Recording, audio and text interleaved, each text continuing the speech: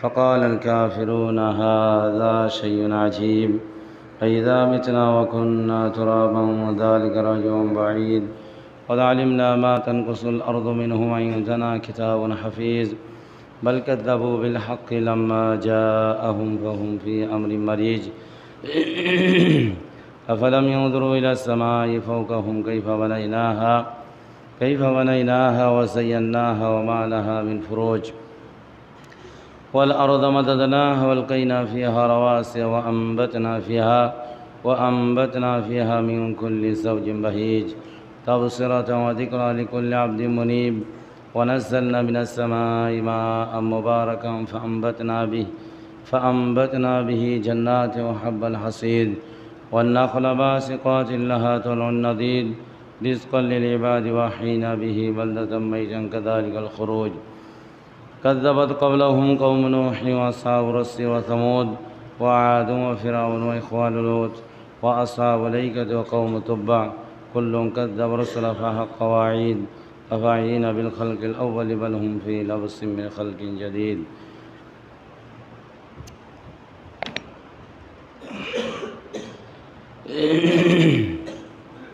إن الحمد لله نحمده ونستعينه ونستغفره ونعوذ بالله من شرور أنفسنا ومن سيئات أعمالنا من يهده الله فلا مضل له ومن يضلله فلا هادي له وأشهد أن لا إله إلا الله وحده لا شريك له وأشهد أن محمدًا عبده ورسوله يا أيها الذين آمنوا اتقوا الله حق تقاته ولا تموتن إلا وأنتم مسلمون يا أيها الناس اتقوا ربكم الذي خلقكم من نفس واحدة وخلق منها زوجها بث منهم رجالا كثيرا ونساء واتقوا الله الذي تساءلون به والأرحام إن الله كان عليكم رقيبا يا أيها الذين آمنوا اتقوا الله وقولوا قولا سديدا يصلح لكم أعمالكم ويغفر لكم ذنوبكم ومن يطع الله ورسوله فقد فاز فوزا عظيما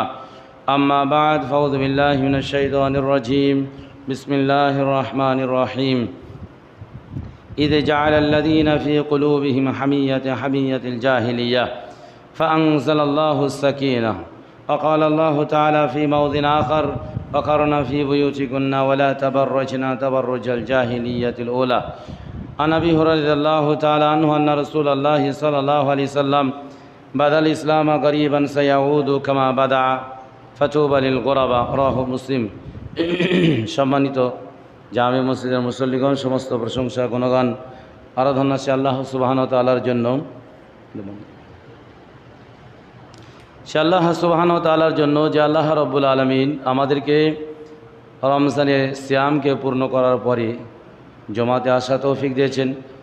যাদের তৌফিক হয়েছে তারা ভালো কাজ করেছে এবং তারা তাদের নেকিকে কামাতে পেরেছে এবং আল্লাহ রাব্বুল আলামিনের শুকরিয়া আদায় করতে পেরেছে। আবারও আমরা সে আল্লাহ রাব্বুল আলামিনের শুকরিয়া আদায় করি যে আল্লাহ রাব্বুল আলামিন আমাদেরকে ভালো কাজ করার তৌফিক দিয়েছেন। আল্লাহুম্মা আমিন। সেই নবীর ওপরে দরুদ ও সালাম বর্ষিত হোক যে নবীর মাধ্যমে আমরা সঠিক দিন পেয়েছি, যে নবী কাল কিয়ামতের দিবসে আমাদের জন্য সুপারিশ করবেন, যে নবীকে আল্লাহ রাব্বুল আলামিন অনেক মর্যাদা বা সম্মান দান করেছেন এবং করবেন, সেই নবীর ওপরে অগণন দরুদ ও সালাম বর্ষিত হোক। আল্লাহুম্মা সাল্লি আলাইহি আল্লাহুম্মা বারিক আলাইহি। আমি কোরআন থেকে দুই জায়গা থেকে দুটি আয়াত পেশ করেছি। আজ সহিহ মুসলিমের একটি হাদিস, একবারে নতুন বিষয়ের ওপর আলোচনা রাখব। এর আগে আশা করছি কোনো দিন বিষয়টা শোনেননি, তবে বিষয়টা খুবই প্রয়োজন। বিষয়টা খুবই প্রয়োজন, বিশেষ করে তাদের জন্য যারা বলে যে আমরা কোরআন হাদিস মানতে চাই এবং কোরআন হাদিস মেনেই মরতে চাই এবং কোরআন হাদিস মোতাবেক পার্থিব জীবনে আমরা বসবাস করতে চাই। সেটা ব্যক্তিগত জীবন হোক, সামাজিক জীবন হোক অথবা রাষ্ট্রীয় জীবন হোক, এই সর্বক্ষেত্রেই প্রয়োজন হয়। ইসলামের দুটি দিক রয়েছে, একটি হচ্ছে মানে হাঁবাচক, একটি নাবাচক, নেগেটিভ এবং পজিটিভ। দুটি দিক একটি সমন্বয় যদি গ্রহণ না করা হয়, গ্রহণ করা এবং ত্যাগ করা যদি না হয়, তাহলে ইসলাম পূর্ণতা লাভ করে না। সেই জন্য অবশ্যই ভালো করে মন দিয়ে শুনবেন এবং বোঝার চেষ্টা করবেন। উপকার হবেই হবে, আশাবাদী। আলাইহি তাওয়াক্কালতু ওয়া ইলাইহি ইউনিব। এবং যদিও আমরা আহলে হাদিস বলছি, আমাদের ভিতরেও সেই সমস্ত বৈশিষ্ট্যগুলো রয়েছে যে সমস্ত বৈশিষ্ট্যগুলো ইসলামের সৌন্দর্যতে বাধা দেয়, ইসলামের চাকচিক্যতে বাধা দেয়, ইসলামকে সুস্থ রাখতে বাধা দেয়, ইসলামকে অসুস্থ করে দেয় আমাদের ব্যক্তিগত জীবনে, সামাজিক জীবনে। সেই জন্য সেগুলো ত্যাগ করতে হবে। বিষয়টা হচ্ছেই আরবিতে যাকে বলা হয় জাহিলিয়াত। কি বলা হয়? জাহিলিয়াত। এখন জাহিলিয়াত কাকে বলে সেই বিষয়টা আগে বুঝি, তারপরে জাহিলিয়াতের যে কয়টি কারণ এবং কি কি কারণ, অনেক কারণ আছে, সেই সব কারণ বলা যাবে না, মোটামুটি বিশেষ কিছু কারণ যেটা আমাদের সমাজের মধ্যে কিছুটা বল আছে, বা অনেকটাই আছে, সেই সমস্ত কারণের মধ্যে কয়েকটা কারণ আমি তুলে ধরব। যেই বইটা আলোচনা করেছে আমি নয়, বইটা লিখেছে মোহাম্মদ ইবনে আব্দুল ওয়াহাব এবং প্রায় তিনি 128টি মসলা নিয়ে এসেছেন। তো 128টি মসলা আলোচনা এখানে করা যাবে না, কিছু যেগুলো আমাদের মধ্যে আছে সেগুলো আমি আলোচনা করব। জাহেলিয়াত বলা হয়, শব্দটা জাহাল থেকে এসেছে। জাহাল মানে হচ্ছে আল আদমুল ইলম, মানে জ্ঞান না থাকা। কি বলছে? আরবিতে বলা হয় আদমুল ইলম, জ্ঞান না থাকা। যে বিষয়ে যার জ্ঞান নাই আরবিতে তাকেই জাহেল বলা হয়। যদি কেউ আমার মতন আবদুল্লাহকে যদি অঙ্ক দেয়, আমি অঙ্ক জানি না, তার মানে অঙ্কর ব্যাপারে আমি জাহেল। কারণ বাঙালিদেরকে আবার জাহেল বললে খেপে যায়, বাঙালিদেরকে জাহেল বললে খেপে যায়। অজ্ঞ বললে, জাহেল শব্দ বললে, অজ্ঞ বললে রাখবে না, কিন্তু জাহেল বললে রেখে যায়, যা বাস্তবতায় আমরা জীবনে দেখেছি। তো জাহেল তাকেই বলা হয় আরবিতে, যে বিষয়ে যার জ্ঞান নেই, আরবিতে তাকেই বলা হয় জাহেল। তো জাহেল শব্দর শাব্দিক অর্থ হচ্ছে যে আদমুল ইলম, জ্ঞান না থাকা। আর পরিভাষায় বলা হয় নবী সাল্লাল্লাহু আলাইহি সাল্লামের নবী হওয়ার আগে সবটাকে কি বলা হয়? জাহিলিয়াত বলা হয়। নবী আসার পূর্বে পৃথিবীতে জাহিলিয়াত ছিল। তখন নবী আসার পরে এটা আবার দুই ভাগে ভাগ হয়ে গেছে। একটা হচ্ছে জাহিলিয়াতে আম্মা, আর একটা হচ্ছে জাহিলিয়াতে খাসা। জাহিলিয়াতে আম্মা বলা হয় যে নবী না থাকা, নবী না আসা, মানুষ নিজের মতন ধর্ম করা বা কাজকর্ম করা, এই জমানা বা এই কাল বা এই সময়কে বলা হয় জাহিলিয়াত। তবে যেহেতু নবী মুহাম্মদ সাল্লাল্লাহু আলাইহি সাল্লাম এসেছেন, তাই জাহিলিয়াতে আম্মা এটা শেষ হয়ে গেছে। জাহিলিয়াতে খাসা, ব্যক্তি বিশেষ, এলাকা বিশেষ, সমাজ বিশেষ, ভাষা বিশেষ, এই জাহিলিয়াত এখনও আছে। নবী সাল্লাল্লাহু আলাইহি সাল্লাম যে জামানায়, যে সময়, যে সমাজে এসেছিলেন, সেখানে মোটামুটি 3টি গোষ্ঠী বসবাস করতেন। কি করতে? 3টি গোষ্ঠী বসবাস করত। একটা হচ্ছে ইহুদি, খ্রিস্টান, আর যাদেরকে বলা হয় কোরআনের ভাষায় উম্মি বলা হয়। কি বলা হয়? উম্মি, মানে নিরক্ষর। যারা মূর্তি পূজায় বিশ্বাস করত, তাদেরকে কোরআনের ভাষায় নিরক্ষর বলা হয়েছে। উম্মি মানে হচ্ছে কি? নিরক্ষর।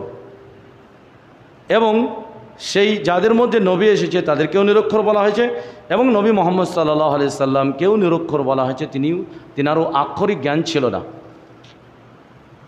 তো নবী সাল্লাল্লাহু আলাইহি সাল্লাম যখন আসলেন, তখন 3টি গোষ্ঠী মোটামুটি ছিল, এবং সবারই ভিতরে জাহিলিয়াত ছিল। ইহুদিদের কাছে যদিও কিতাব দেওয়া হয়েছিল, খ্রিস্টানদেরকে যদিও কিতাব দেওয়া হয়েছিল, যদিও তাদের উভয়ের কাছে নবী এসেছিল, বহু নবী এসেছিল।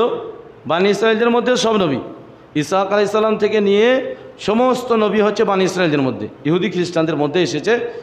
যাদেরকে ইহুদি এবং খ্রিস্টান বলা হচ্ছে, তাদের মধ্যেই সব নবী এসেছিল। কিন্তু তারপরেও যেহেতু নবী আসাটা অনেকটা দূরত্ব হয়ে গিয়েছিল, অনেক চলে যাওয়া অনেকটা দূরত্ব হয়ে গিয়েছিল, তাদের মধ্যেও জেহালাতে ভরপুর হয়ে গিয়েছিল, অজ্ঞতায় ভরপুর হয়ে গিয়েছিল, তাদের মধ্যে বাড়াবাড়ি ছাড়াছাড়ি বিভিন্ন কিছু হয়েছিল। আল্লাহ রাব্বুল আলামিন বলেছেন, আফা হুকমাল জাহিলিয়াতি ইয়াবগুনা ওয়া মান আহসানু মিনাল্লাহি হুকমান লিকাওমি ইউকিনুন।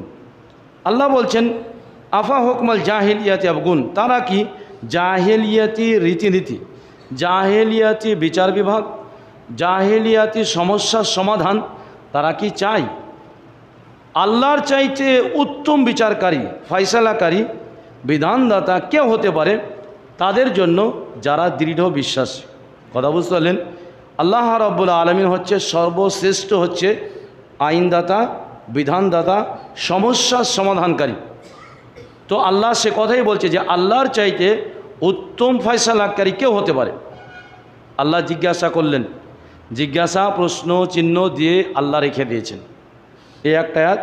দ্বিতীয় হচ্ছে আর একটা এসে সূরা আহজাবেই, ইদ জাআলাল্লাযীনা ফী কুলূবিহিম হামিয়াতুল জাহিলিয়া, যে তাদের মধ্যে, কাফেরদের মধ্যে বংশীয় টানাটানি, বংশীয় মহব্বত জেগে উঠেছিল। কেমন করে? এই আয়াতটার অবতীর্ণ হওয়ার কারণ হচ্ছেই, যখন নবী মুহাম্মদ সাল্লাল্লাহু আলাইহি সাল্লাম, আল্লাহ রাব্বুল আলামিন তাকে দেখালেন যে তুমি কাবা ঘরে তওয়াফ করছো। তো রাসূলুল্লাহ সাল্লাল্লাহু আলাইহি ওয়াসাল্লাম 1400 সাহাবীকে নিয়ে উমরা করতে যাচ্ছিলেন।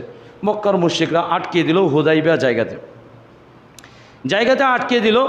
তখন আল্লাহ রাসূল সাল্লাল্লাহু আলাইহি সাল্লাম উসমানকে পাঠালেন সেখানে খবর নিতে এবং অনুমতি চাইতে। তারা অনুমতি দেয়নি। তারা বলেছিল, এইটাই তাদের মধ্যে জেগে উঠেছিল বংশীয় মহব্বত, দলীয় মহব্বত, বংশীয় মহব্বত জেগে উঠেছিল যে আমাদের বংশের মধ্যে সমস্যা সৃষ্টি করছে মোহাম্মদ সাল্লাল্লাহু আলাইহি ওয়াসাল্লাম, মোহাম্মদ, অতএব তাকে মক্কাতে প্রবেশ করতে দেওয়া হবে না। আমাদের কুরাইশদের মধ্যে বিভেদ সৃষ্টি করেছে, কিছু লোক মুসলিম হয়ে গেছে, কিছু লোক অমুসলিম হয়ে আছে, মানে তারা বাপদাদা ধর্মের মধ্যে আছে, অতএব আমাদের মধ্যে যে বিভেদ সৃষ্টি করেছে তাকে এখানে প্রবেশ করতে দেওয়া হবে না। আল্লাহ রাব্বুল আলামিন তখন এই কথাটা বললেন, ইদে জাআলাল্লাযীনা ফী কুলূবিহিম হামিয়াতুল জাহিলিয়া, তাদের বংশীয় মহব্বত, বংশীয় উৎপীড়না, বংশীয় ভালোবাসা তাদের মধ্যে জেগে এসেছিল।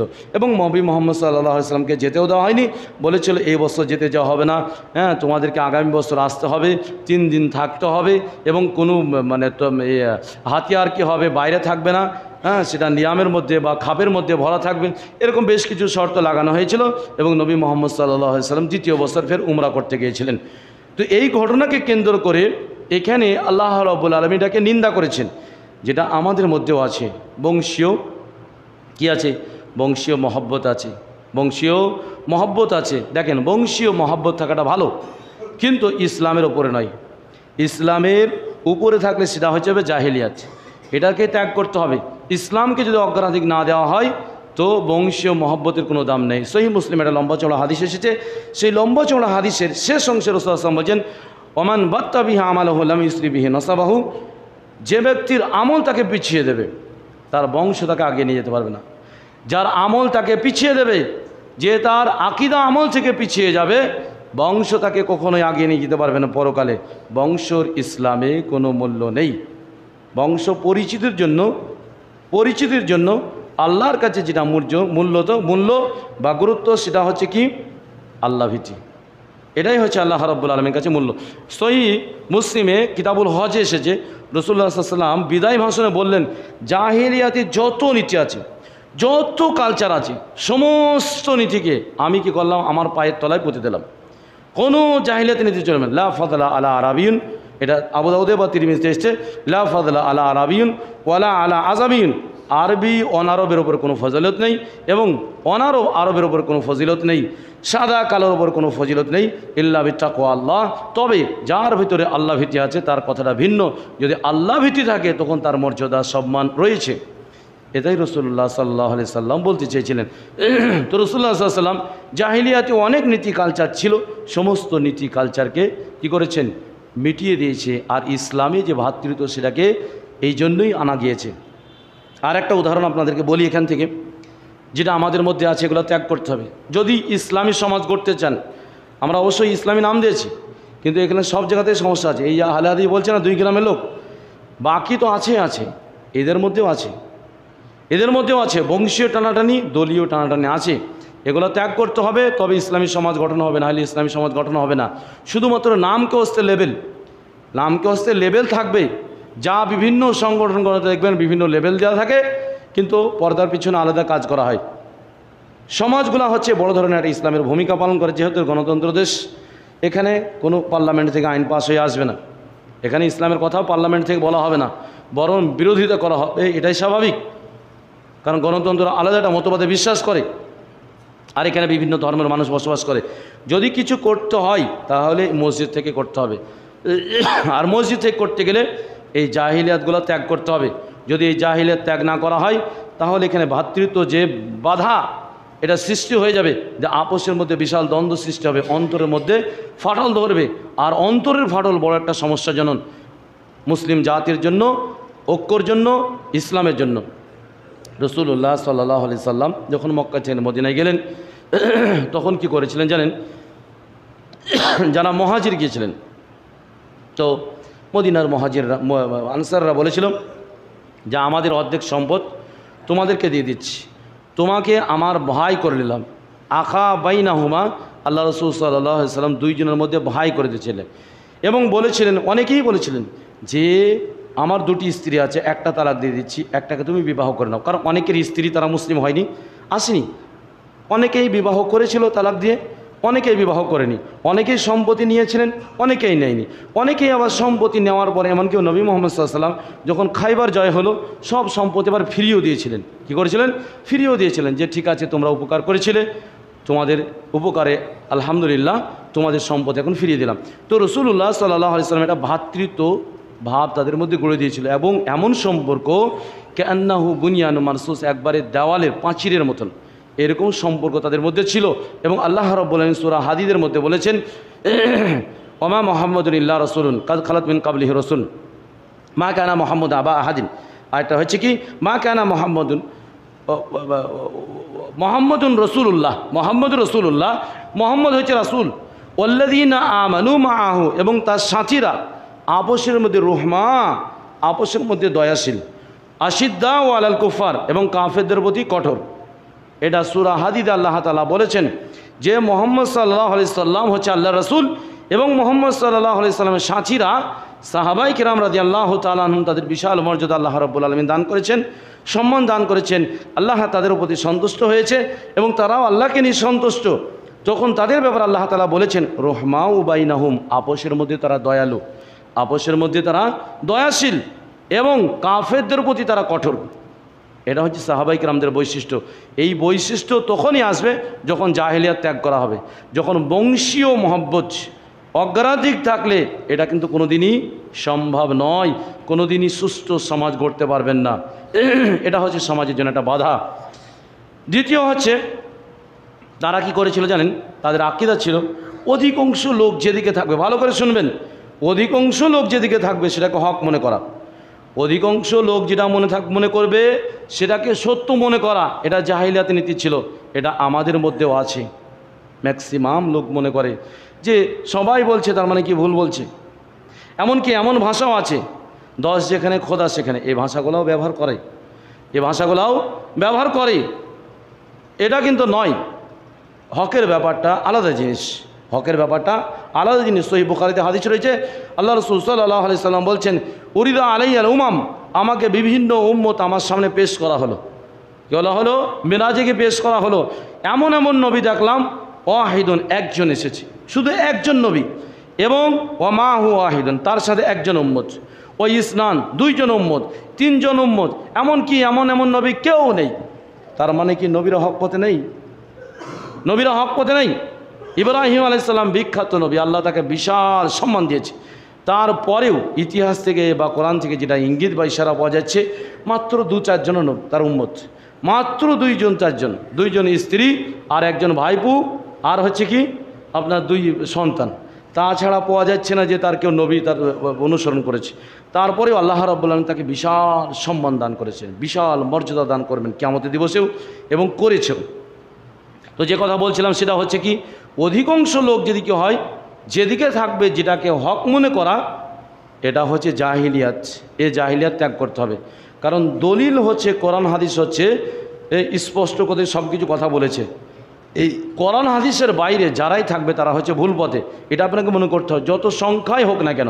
যে হাদিসটা হানাফি ভাইরা পেশ করে, হাদিসটা এসেছে ইবনে মাজায়, যে অধিকাংশ উম্মতকে হবে জলালার মধ্যে হবে না, হাদিসটা জয়ীফ, হাদিসটা শুদ্ধ নয়। তাছাড়াও কোরআনে সূরা আনাম সূরা নম্বর 6 আয়াত নম্বর 116-তে আল্লাহ রাব্বুল আলামিন বলেছেন মুহাম্মদ সাল্লাল্লাহু আলাইহি ওয়াসাল্লামকে, ওয়াইন তুতি আকতারা মান ফিল আরদি ইউদিল্লুকা আন সাবিলিল্লাহ, মুহাম্মদ সাল্লাল্লাহু আলাইহি ওয়াসাল্লাম, তুমি যদি অধিকাংশ লোকের কথা মানো, তাহলে অধিকাংশ লোকের কথা মানলে আল্লাহর রাস্তা থেকে পথভ্রষ্ট হয়ে যাবে।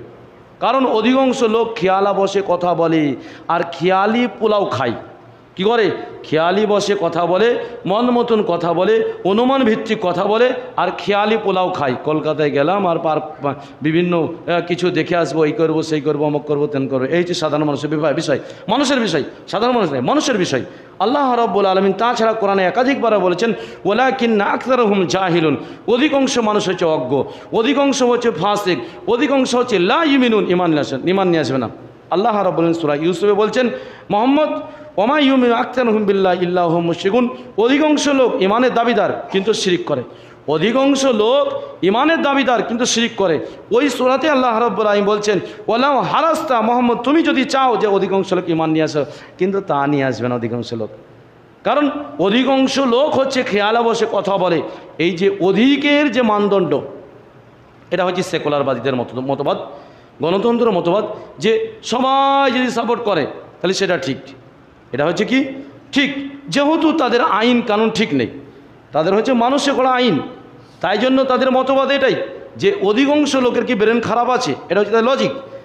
যেহেতু ইসলাম হচ্ছে স্পষ্ট, এখানে আল্লাহ এবং তার রসুল সাল্লাল্লাহু আলাইহি ওয়াসাল্লাম বিধান দিয়েছে, আল্লাহ হচ্ছে বিধানদাতা, আল্লাহ রাব্বুল আলামিন ওরকম অসম্পূর্ণ কিছু নয়, মানুষ হচ্ছে অসম্পূর্ণ, সময়ের সাথে পরিবর্তন হয়, পরিস্থিতির সাথে পরিবর্তন হয়। আল্লাহ রাব্বুল আলামিন যে বিধান দিয়েছে তা পরিবর্তন হবে না, একজন থাকলেও সেটাই সৎ। তো কথা যেটা বলছিলাম, জাহিলিয়াতের নীতির মধ্যে একটা নীতি কি বলেন তো, অধিকাংশ লোক যেদিকে থাকবে সেটাকে হক মনে করা, এটাকেও ত্যাগ করতে হবে আপনাকে। হক হচ্ছে সেটাই হচ্ছে হক, যদিও বিষয়টা কোরআন হাদিসের সাথে মিল থাকে, যদিও একজন থাকে। আব্দুল্লাহ ইবনে মাসউদ রাদিয়াল্লাহু তাআলা আনহু বলেছেন, দেখো হক হচ্ছে সেটাই, যদিও তুমি ইনকান ওয়াহদা, যদিও তুমি একা হও, যদি কি হয় তুমি একা থাকো, সেটাই হচ্ছে হক। হলো হকের মানদণ্ড অধিক নয়। এটা জাহিলিয়াতের জামানায় একটা নীতি ছিল যে অধিকাংশ লোক যেদিকে থাকবে সেটাকে হক মনে করা। কোরআন সেটাকে কখনোই গ্রহণ করে না, কারণ অধিকাংশ লোকের ব্যাপারে বলেছে লা ইয়াশকুরুন, অধিকাংশ লোক শুকরিয়া আদায় করে না। বলেন তো, শুকরিয়া আদায় করে না, আল্লাহর কৃতজ্ঞতা প্রকাশ করে না পৃথিবীতে। এবং তাছাড়াও সহিহ বুখারীতে হাদিস আছে, রাসূলুল্লাহ সাল্লাল্লাহু আলাইহি ওয়াসাল্লাম বলেছেন আমার উম্মতের মধ্যে 1000-এর মধ্যে 999 জাহান্নামে যাবে। কত? 999 জাহান্নামে যাবে। তাছাড়াও বলা হয়েছে যে অধিকাংশ লোক কি হবে, আল্লাহ রাব্বুল আলামিনের জিকির করে না, আল্লাহ রাব্বুল আলামিন শুকরিয়া আদায় করে না, আল্লাহ রাব্বুল আলামিন সম্পর্কে জানে না, আল্লাহ রাব্বুল আলামিনকে গুরুত্ব দেয় না। কোরআনে একাধিক জায়গায় বলা হয়েছে। তাহলে আমরা যারা এই মানদণ্ড ভাবছি যে অধিক, এই অধিক মানদণ্ডকে ফেলে দিতে হবে, তবে জাহিলিয়াত দূর হবে, না হলে জাহিলিয়াত দূর হবে না। এটা ব্যক্তি বিশেষের ভিতরে আছে, ব্যক্তি বিশেষের ভিতরে আছে। কারণ বিভিন্ন সমাজে যখন কথা বলতে গিয়েছি হাদিস কোরআনের, বলছে ওই সমাজে করে না, ওই সমাজে করে না, শুধু আমরাই করতে হবে। আমাদের মৌলভী সাহেব শুধু জানে আর কিছু জানে না। বড় চাঁদ ঘরের কয়েকটা সমাজে বলতে গিয়ে আমাকে নিজে বলেছে, সরাসরি হিট করেছে। ছোট চাঁদ ঘরের লোক বেশি পরেশগার হতে পারে, বলা যায় না, তো আমাকে সরাসরি হিট করেছে যে ওরা মানে না, ওরা মানে না, তো শুধু কি আমরাই হক, আমরাই কি আহলে হাদিস, আর কেউ আহলে হাদিস নয়? তাহলে হচ্ছে জাহিলিয়াত। এই জাহিলিয়াত ত্যাগ করতে হবে। কী করতে হবে? এই জাহিলিয়াত ত্যাগ করতে হবে, তবে কিন্তু হক পাবেন, নাহলে পাবেন না। দ্বিতীয় হচ্ছে আল্লাহ রাব্বুল আলামিন বলেছেন, এই সহিহ মুসলিমে যে হাদিসটা পেশ করেছি, আবু হুরায়রা রাদিয়াল্লাহু তাআলা আনহু বর্ণিত রাসূলুল্লাহ সাল্লাল্লাহু আলাইহি ওয়াসাল্লাম বলছেন বাদাল ইসলামা গরিবান সায়াউদু কামা বাদা। ইসলাম অল্প সংখ্যক লোকের মধ্যে ছিল, আবার অল্প সংখ্যক লোকের মধ্যে ফিরে যাবে। ফাতুবা লিমান গুরাবা, এই অল্প সংখ্যক লোকের জন্যই হচ্ছে স্বাগতম। সহিহ মুসলিমে কিতাবুল ঈমানে হাদিসটা এসেছে। এবং অল্প সংখ্যক লোকই কি হবে, জান্নাতে যাবেই, এটাই রাসূলুল্লাহ সাল্লাল্লাহু আলাইহি সাল্লাম বলেছেন। কারণ বেশিরভাগ লোক কি করেন যেন আবেগ দেয়, অথবা সবাই করছে তাই করে। বুঝে বুঝে করার লোক খুব কম পাবেন, বুঝে শুনে করার লোক খুবই কম পাবেন। কেউ হয়েছে আবেগে জাতামাতা করে দিল, অথবা সবাই করছে করি, অথবা বংশের লোক করছে করি, এইরকম ব্যাপার। তাহলে এই সমস্ত জাহিলিয়াত ত্যাগ করতে হবে। তৃতীয় নম্বর একটা জাহিলিয়াত রয়েছে, সেটা হচ্ছে জাহিলিয়াতের জামানা লোক ব্যাপার ছিল যে মানুষের মধ্যে ভেদাভেদ, মানে ধর্মকে ভাগাভাগি করে ফেলা, ধর্মকে ভাগাভাগি করে ফেলা। ইন্নাল্লাযীনা ফাররাকু দীনাহুম ওয়া কানু শিয়া'আন লাস্তা মিনহুম।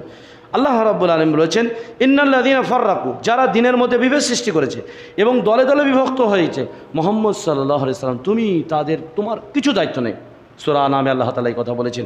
তাছাড়াও সূরা রুমে আল্লাহ তাআলা বলেছেন আকিমিস সালাহ, নামাজ কায়েম করো, ওয়ালা তাকুনু মিনাল মুশরিকিন, মুশরিকদের দলভুক্ত হয়ে যেও না, ওয়া মিনাল্লাযীনা ফাররাকু, তাদের দলভুক্ত হয়ে যেও না যারা দিনের মধ্যে বিভেদ সৃষ্টি করেছে এবং আলাদা আলাদা হয়ে গেছে। কুল্লু হিজবিন বিমা লাদাইহিম ফারিহুন, আর প্রত্যেক দলের কাছে যা আছে তাই নিয়ে খুশি। ভালো করে শুনেন এই কথাটা, প্রত্যেক দলের কাছে যা আছে সেটাকে নিয়ে খুশি, প্রত্যেক দলের কাছে যা আছে সেটাকে নিয়ে খুশি। হানাফির কাছে যা আছে হানাফি নিয়ে খুশি, শাফির কাছে যা আছে শাফি নিয়ে খুশি, মালিকের কাছে যা আছে তাই নিয়ে খুশি, হ্যাঁ, এবং হাম্বলির কাছে যা আছে হাম্বলি নিয়ে তাই খুশি। তারপরে শরিয়ত, হাকিকাত, মারেফত, তরিকাত, এটা হচ্ছে 300 হিজরির পরে। এটা হচ্ছে কি শরিয়ত, মারেফত, হাকিকাত, তরিকাত, এ হচ্ছে 300 হিজরির পরে যারা ওই পীরপন্থীতে বিশ্বাসী এরা। আর এই মাযহাব কত ভাগ হয়েছে 400 হিজরির পরে। তার আগে কানা নাস উম্মাতান ওয়াহিদা, মানুষ একটা উম্মতি ছিল। কি হচ্ছে? একটা উম্মতি ছিল। আল্লাহ রাব্বুল আলামিন নবী মুহাম্মদ সাল্লাল্লাহু আলাইহি ওয়াসাল্লামকে বলছেন এবং সমস্ত মানুষকে বলছেন যে ওয়ালা তাকুনু, কাদের মধ্যে হয়ে যেও না যারা কি করে দিনের মধ্যে বিভেদ সৃষ্টি করে এবং দলাদলি সৃষ্টি করে, তাদের মধ্যে হয়ে যায় না। এখন একতা কাকে বলে? একতা কাকে বলে এটাও ভালো করে শুনেন। একতার মানদণ্ডটা কি? শুধু আপনার সমাজে ফিতরা দিলে, আপনার সমাজে ইমামের বেতন দিলে, আপনার সমাজে মরাবাড়ি চাল দিলে, আপনার মসজিদের খরচ দিলে, এটাই কি একতার মানদণ্ড? না, এটা মানদণ্ড নয়। আর একটা কথা বলে দিই, তারপরটা আসছি। তেমনি CPM, Congress, TMC, RSS, BJP, এরা কি হচ্ছে, এদের কাছে যার কাছে যা আছে, এসব গণতন্ত্র দেশ, গণতন্ত্র মানে সংগঠন, এরা সবাইকে নিয়ে মনে করে, এরা সবাই মনে করে সেটাকে নিয়ে খুশি। কুল্লু হিজবিন বিমা লাদাইহিম ফারিহুন, যার কাছে যেটা আছে সেটা নিয়ে খুশি। তো এই যে মুসলিমদের মধ্যে যারা বিভেদ সৃষ্টি করে, ইসলামের নামে হোক, গণতন্ত্রের নামে হোক, সামাজিক নামে হোক, রাষ্ট্রীয় নামে হোক, সবই হচ্ছে হারাম। ভালো করে কথা শুনেন। যারা গণতন্ত্রের নামে করছে, যারা ধর্মর নামে করছে, বিভিন্ন সংগঠন এবং মুসলিমদের মধ্যে বিভেদ সৃষ্টি করছে, এগুলো টোটালভাবে হারাম। এবং সমাজের নামে যে বিভেদ সৃষ্টি করছে, এগুলো টোটালভাবে হারাম। এখন একতা কাকে বলে এটা ভালো করে বুঝেন। একতা কাকে বলবেন? আপনার সঙ্গে কে আছে? আপনার সমাজে ফিতরা, টাকা এবং আপনার জানাজায় শরীক হওয়া, আপনার মসজিদের চাঁদা দেওয়া, ইমামের বেতন দেওয়া, এটাই কি একতার মানদণ্ড? এটা হচ্ছে ইসলামের কিছু আনুষঙ্গিক বিষয়।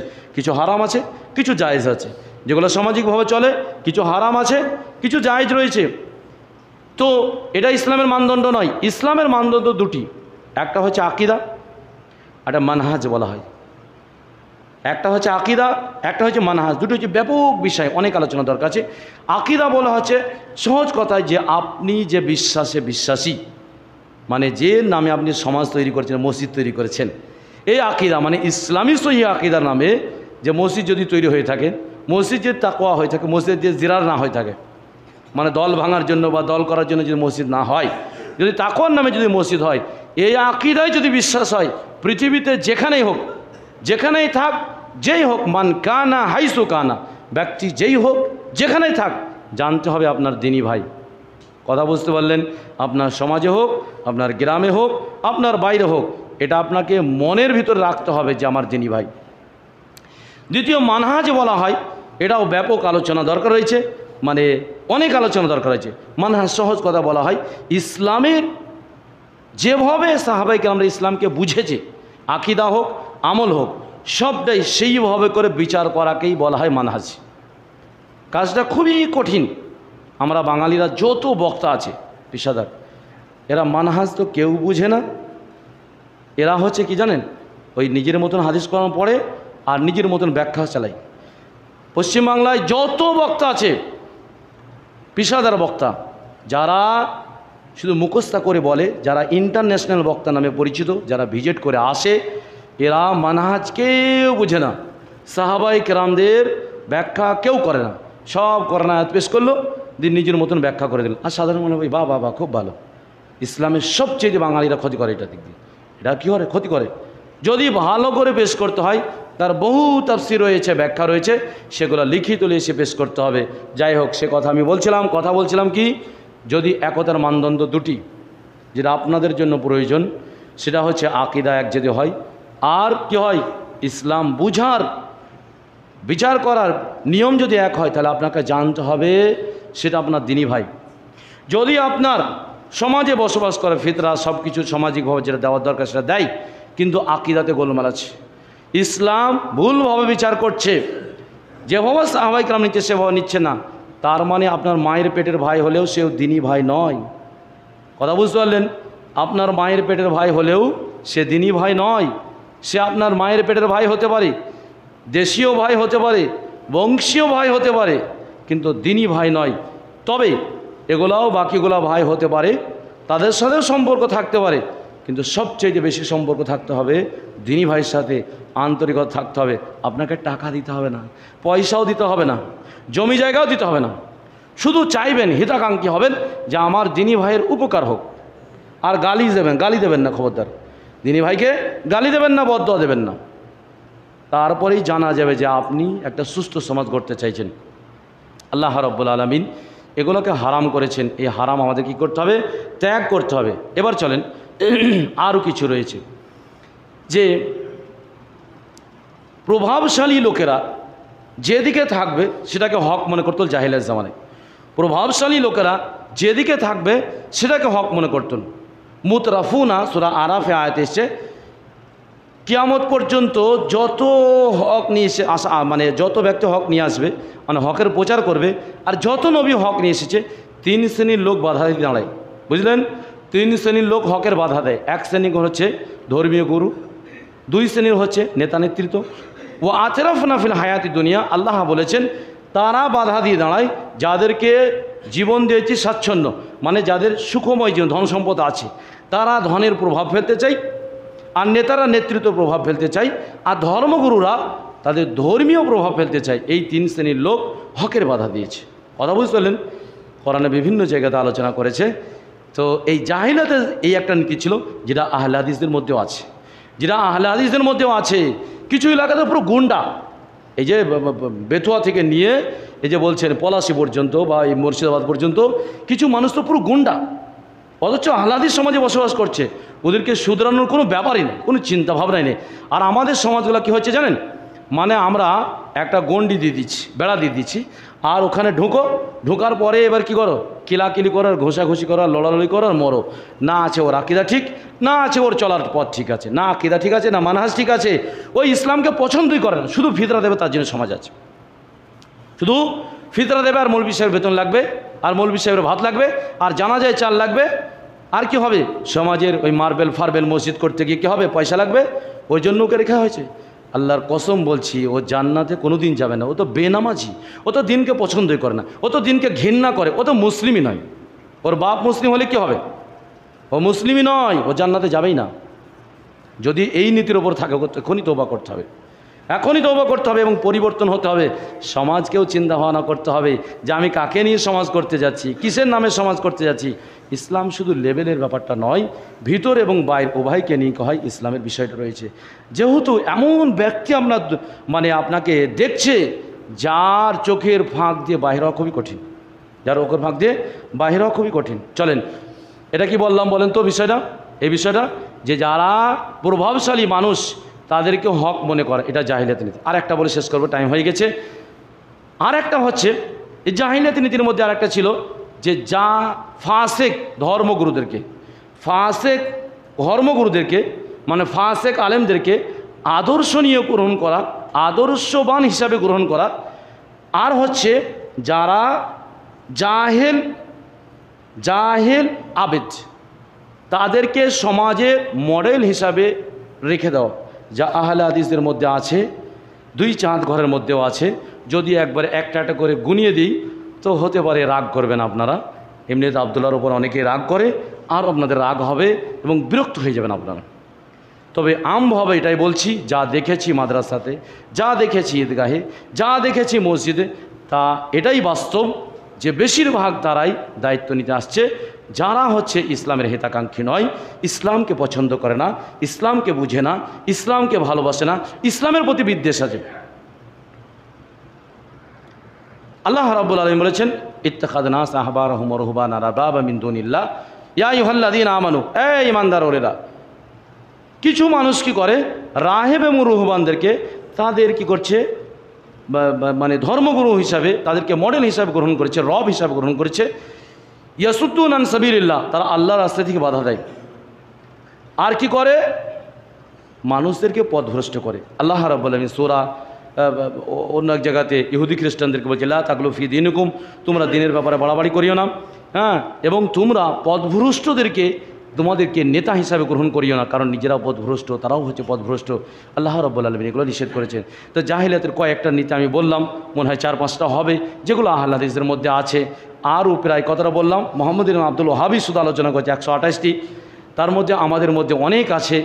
তো যদি সমাজ আমরা গড়তে চাই, বিশেষ করে যে সমস্ত ভাইরা এই সমাজের জন্য বলছে, আমি অন্য সমাজের জন্য বলছি না, যে সমস্ত ভাইরা আপনাদের সমাজ অনেকটা সুস্থ আছে, যারা এখানে প্রথম মসজিদ করেছেন এবং ভিত্তি স্থাপন করেছেন, অবশ্যই তাদেরকে বিশেষ ভূমিকা পালন করতে হবে।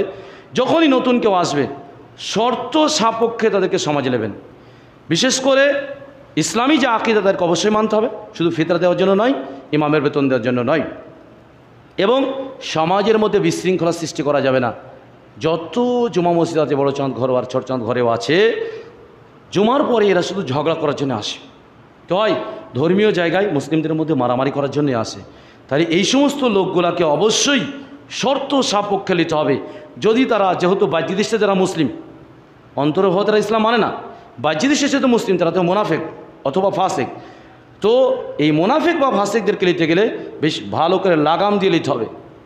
ধর্মীয় জায়গায় শান্তির জন্যই এটাকে প্রতিষ্ঠিত করা হয়েছে। আর এখানে বিশৃঙ্খলা সৃষ্টি করবে শুধুমাত্র নিজের আবেগ দিয়ে, কিছুই জানে না, বুঝে না, বুঝতেও চায় না, শুনতেও চায় না, নিজে একটা বুঝেছে দিয়ে একবারে জোরে চিল্লি দিল, গলার পাওয়ার আছে বলে। এই সব নীতি অবশ্যই দূর করতে হবে এবং এদেরকে অবশ্যই সমাজ থেকে তাদেরকে বোঝানোর চেষ্টা করতে হবে। বিশেষ করে সমাজে নেওয়ার সময়তে শর্ত সাপেক্ষে নিতে হবে, যে টাকাটা বড় ফ্যাক্ট নয়, টাকাটা বড় ফ্যাক্ট নয়, মৌলভী সাহেবের বেতন দেওয়াটা বড় ফ্যাক্ট নয়, এবং মসজিদ মার্বেল করতে হবে এটাও বড় ফ্যাক্ট নয়। মসজিদ কাদাতে যদি নামাজ পড়ে তবু আল্লাহর কাছে অনেক মর্যাদা আছে। সেই মসজিদের চাইতে যেই মসজিদে বিভেদ সৃষ্টি করা হয়, যেই মসজিদে দলাদলি সৃষ্টি করা হয়, যেই মসজিদে মুসলিমদের মধ্যে লড়ালড়ি সৃষ্টি করা হয়, যেই মুসলিমদেরকে এক মনে করা হয় না, শুধুমাত্র ফিতরা ভিত্তিক আর বেতন ভিত্তিক সামাজিক যেগুলো কালচার হয়েছে এই ভিত্তিক একতা মনে করা হয়, এটা হচ্ছে জাহিলিয়াত। এই জাহিলিয়াত ত্যাগ করতে হবে, উদারতা নিয়ে আসতে হবে। ইসলাম অনেক উদার, ইসলামী নীতিতে বিশ্বাস করতে হবে। আল্লাহর কাছে দোয়া করি যে রব্বুল আলামিন তুমি আমাদেরকে সঠিক জিনিস বোঝার তৌফিক দান করো।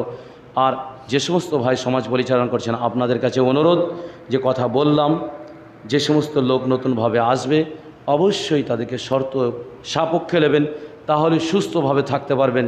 নাহলে এই যে যত যুবক দেখছেন, যদি এই বয়স্ক লোকগুলো ঝগড়া লাগায় তো ওরা ওই সিনেমা হলে যাবে আর ওই বিভিন্ন জায়গা থেকে মোবাইল টেপাটেপি করবে। কারণ আপনারা যা ধর্মর নামে করেন, সিনেমার হলেও এরকম লড়ালড়ি হয় না, সিনেমার হলেও এরকম লড়ালড়ি হয় না।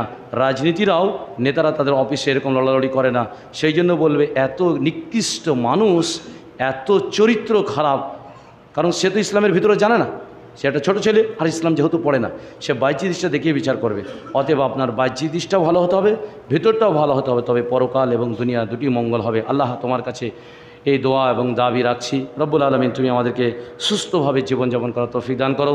আল্লাহ রব্বুল আলামিন তুমি আমাদের জাহিলিয়াতগুলো দূর করে দাও। আল্লাহ রব্বুল আলামিন তুমি আমাদের একজন দায়িত্বশীল দাও, যার পিছনে থেকে আমরা দিন এবং দুনিয়া দুটি রক্ষা করতে পারি। আল্লাহুম্মা